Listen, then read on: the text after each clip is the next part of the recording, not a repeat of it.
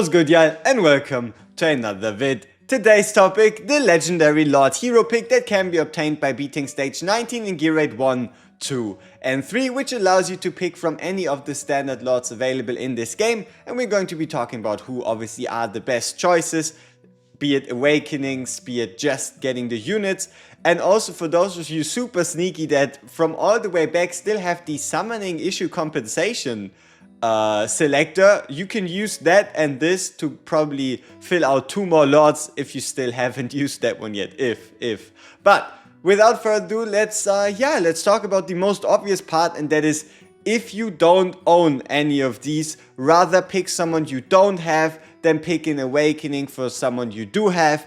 That because most of the time, if anything, only the A2 really makes a difference, and even then it's not really worth it going out of your way to, like, I guess you could say, lock yourself out of getting a new unit, even though you might not see a super obvious purpose for using that unit. But preferably you want to go with someone you don't have over a awakening for someone else.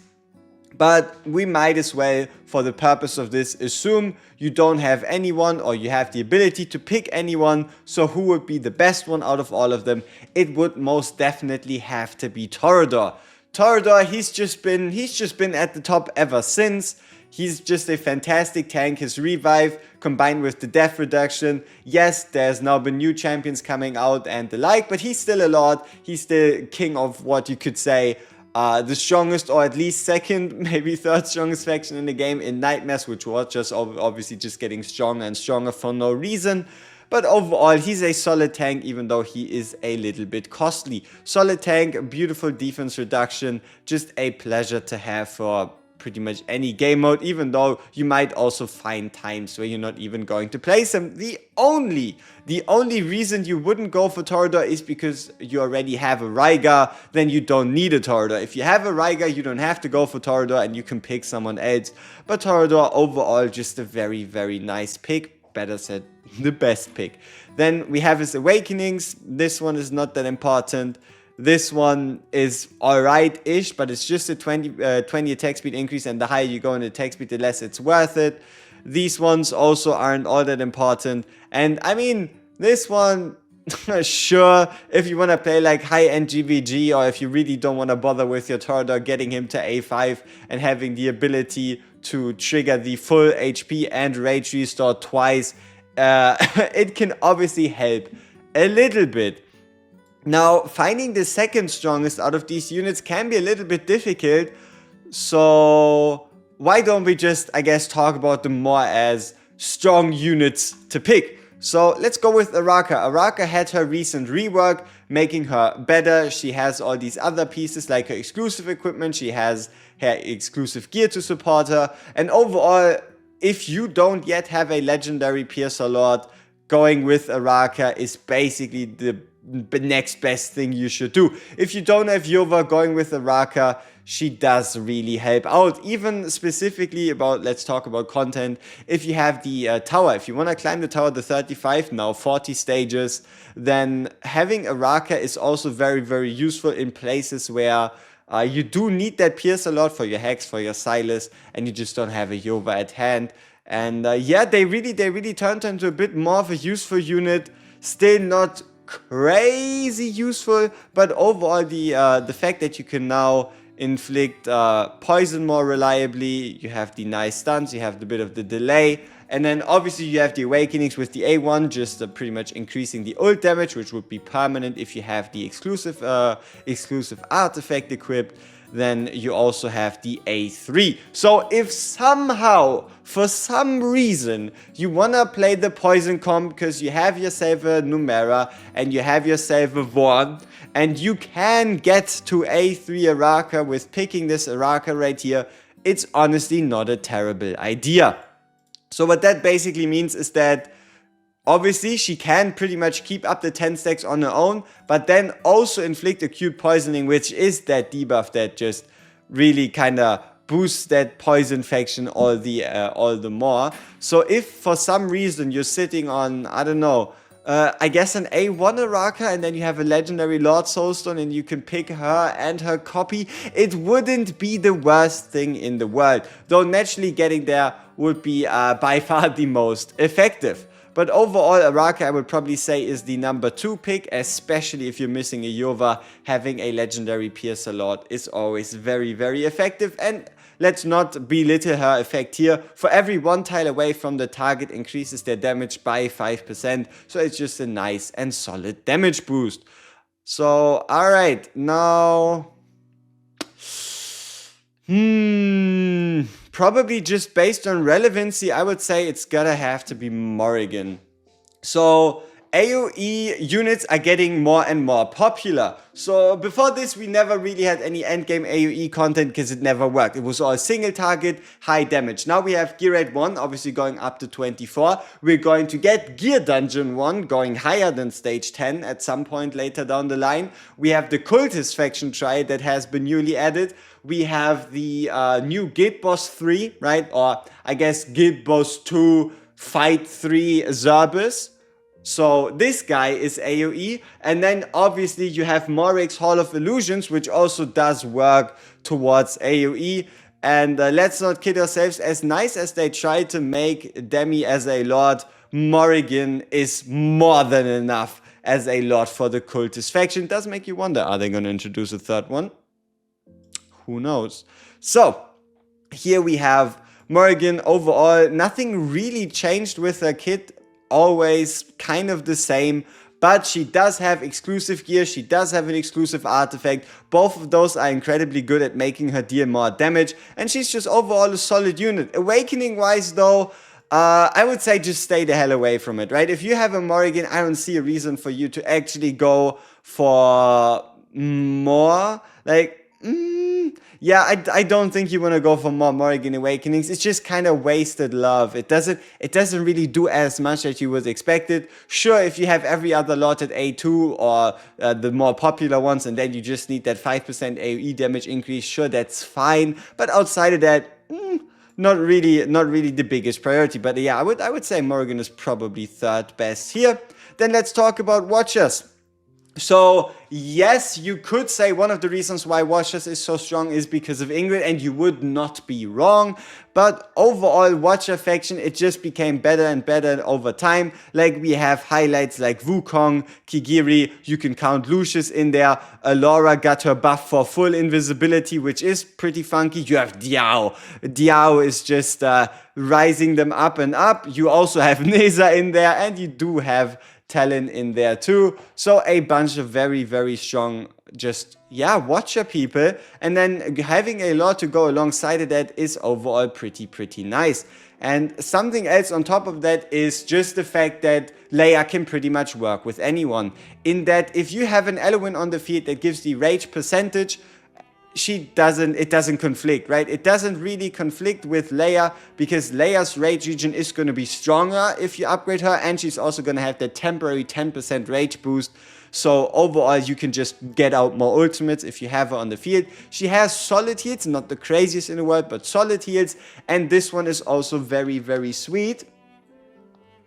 And that is, you have the ability to apply this damage increase to allies, and then furthermore increase this damage increase every 5 seconds, stacking up to, as you can see here, 3 times. So overall you can go up to a 25% damage increase, and then you also have some extra healing to just help her keep people alive. Her Lord bonus is pretty solid, and overall, I think I've never properly tested it, but I'm quite sure if you have, let's say, Kigiri A1, Kigiri does heal himself with every basic attack with the A1, which should, by all means, trigger the when any faction member is healed, their damage will increase by 25% for 10-second bonus.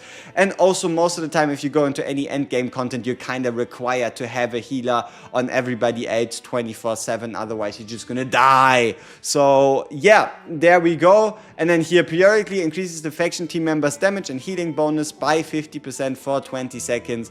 It's just pretty solid. It's just a Watcher standard kit, and it's just a bunch of damage. So Laya, very versatile, isn't quite like a, oh, okay, sure, I'm gonna bring her, because she's a bit of an awkward spot where there's better healers, right? If you're looking for a healer to keep your team alive, if you're looking for someone to make sure you get even more of like an offensive bonus, it's not gonna be Laya, so she's a bit more awkward to use, but you will be able to find the find like places to slot her in. And then obviously if you want to, you can also give her the both the exclusive gear and then again exclusive equipment to make her that much stronger with the exclusive artifact. Exclusive gear and exclusive artifact, with the artifact giving you even more buffs upon using her ultimate. So alright, now we're down to the I wouldn't say disappointing 3, but I feel like we're actually gonna go with the Esotericist. So while picking Venoma isn't actually gonna do anything for you, it's more about who's in her faction, right? The Esotericist been on the uprising ever since. They just got buffs after buffs. We have now Morrigan in here, we have Neza in here, we have Narissa in here, we have the Poison Gang in here, we have Beatrix in here, we have, for whatever reason, Faisha now in here too, we have Boreas, we have Eloin. So there's a lot of highlights in here that can just be boosted further. But then again, if you have any of these two, if you have a Cyrus, if you have a Nastia, there's no reason for you to go for a Venoma. Venoma, she's never been buffed, she's never been good, and the only thing she has going for herself is the 15% stat increase, as well as the reduced faction team member skill costs by 25 instead of 15%. That's the only thing she has going for her, but that's the only thing she needs going for her. Overall, why they buffed Aracha but left Venoma unbuffed is a big mystery to me, but maybe we'll know in the future. And correct me if I'm wrong, but does Venoma even have exclusive artifact, like an exclusive artifact at all?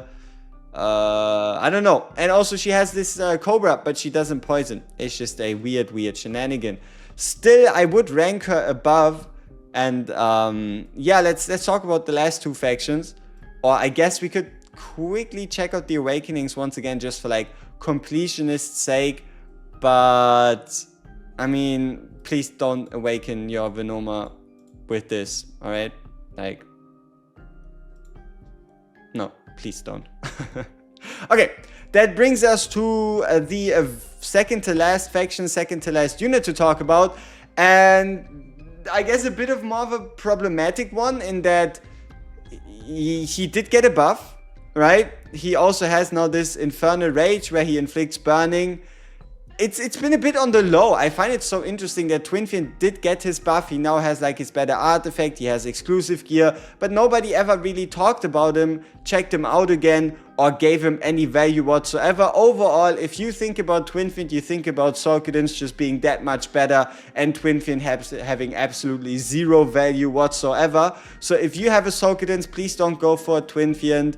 If you have a Pyrus already, it's not that important that you go for a Twinfiend. And it also kind of has to do with the fact that the strongest units out of this faction usually also have a double faction to go along, right?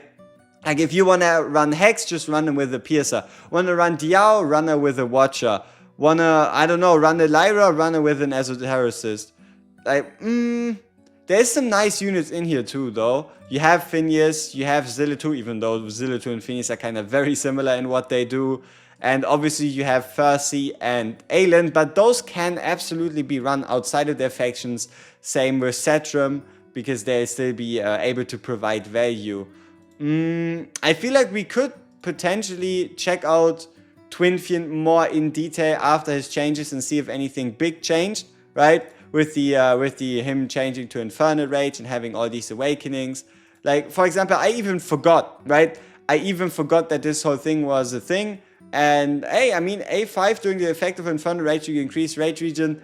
I feel like this might be something we have to investigate a little more. But for now, I still wouldn't really recommend going for Twinfiends. I wouldn't really recommend going for Awakenings. Which brings us to the very last guy, and that is King Harz. So King Harz's best value is the fact that he has a Lord bonus. That's kind of it. The fact that he has a Lord bonus is the most you're going to get out of a King Harz, unless you go out of your way to A1 him, right? Prior to the A1, King Harz really doesn't do a whole lot, but with the A1 you get the ability to apply the shield that he applies to himself, also to your allies, making him viable for Gear 8 too, but that's also then kind of end of the line. He's a decent tank, he can work in, let's say, Gear Dungeon 2 strategies, he can work in wherever you want to use him, but he's just a worse Brock here at the end of the day for most comparisons. And also the Northerner faction, as stacked as they might look, which they don't, they really aren't all that great, so it's not that important that you have a Northerner Lord on hand, and most of the time you are pretty much also going to be fine off just running, let's say, the standard combo of still Isolde plus Oleg if you're looking for a double tank, or even, I guess, an Isolde and then like a Ardea or Lubu, or just run them in their respective factions like the Chaotic faction. It's not really all that important to have a Northerner Lord. But once again, keep in mind you do want to go for someone new rather than a duplicate. And I feel like with this one, I hope I gave you a bit more of like a comprehensive idea of all the Lords or any potentially interesting awakenings. Yes, I know, once again, the A1 on Twinfiend being the Awakened with the vulnerability, it is pretty good. The 25% is pretty nice. But for now, I'm not even sure if you like, if Twinfiend is even a quarter the man that Soul Kittens is. But he did get his buffs, and I don't think anyone ever really explored those. So we see each other in the next one. Peace.